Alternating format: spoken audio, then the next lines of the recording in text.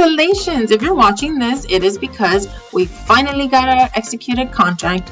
Hopefully it didn't take us too long, but if it did, I'm sorry. It's just the way the market is right now. But congratulations, we are on the way to getting your dream home closed. So what is the next step? Once a contract becomes executed, that means everyone involved, all the buyers, all the sellers have signed. If there was any negotiation, anything that needed to be changed on the contract at the time of offer, it was scratched off, initialed, and dated.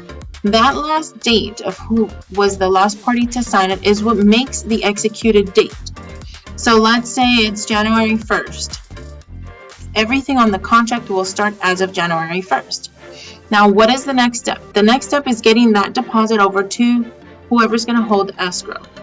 So most of the time, title companies are the ones that hold escrow. I am a broker. I do not hold escrow. I choose not to, but some brokers choose to hold escrow. So on the first page of the contract, on most contracts, it does tell you the name of the title company. Sometimes it's the last page, depending on what contract we use. But it will tell you the name of the title company. The buyer, you have to call the title company and obtain the wiring instructions. And if the deposit is, it can be anywhere from $1,000 or $100,000. Whatever the deposit says on the contract is the amount that you have to wire to the title company.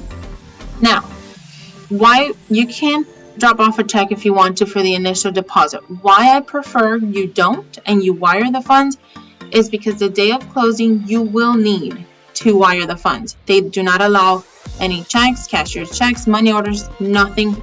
No funds at closing will be accepted other than wire. Back in the days, you were allowed to do that, not anymore. So in order to kind of get you accustomed to the process and not delay the closing on the day of closing, we prefer that you wire the funds now. Why is it so important that we do it on time? If the contract says that you have to wire the funds within 3 days, you do not want to wait until the 4th or 5th day. Why? You will be in default of the contract and the seller can cancel at any time. If they have a better offer or anything changes, that's a way for them to be able to cancel your contract. We don't want that. We worked really hard to get you this far. So we want to make sure we wire the set amount of the escrow on time. Okay, so that is the first step. There's a couple more things that we have to do before we get to closing, but this is the initial step and this is very, very important. So call that title company, get your wiring instructions, and send that wire within that time. Thank you so much. The next video will be talking about inspections. Okay, thank you. Happy journey. Thank you for choosing us.